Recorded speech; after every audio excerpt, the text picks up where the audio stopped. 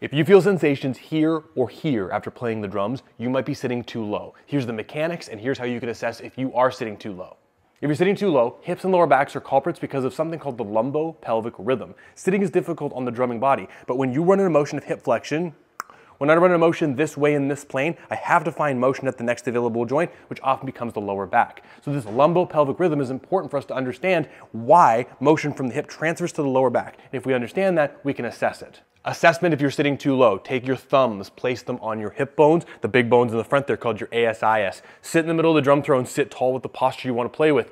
Try and lift your leg up, and when you feel the bone under your thumb start to move, stop. Do the same thing on the other side. When you start to feel movement under your thumb, this is when your spine starts to move because your ASIS is rolling backward into a posterior pelvic tilt, and this is the amount of active range of motion you have in your hip. If you can lift your leg up, you can afford to go a little bit lower. If you cannot lift your leg up, you need to raise your drum thrown up. But make sure you're sitting in the middle, and let's keep your backs feeling happy while you're playing the drums.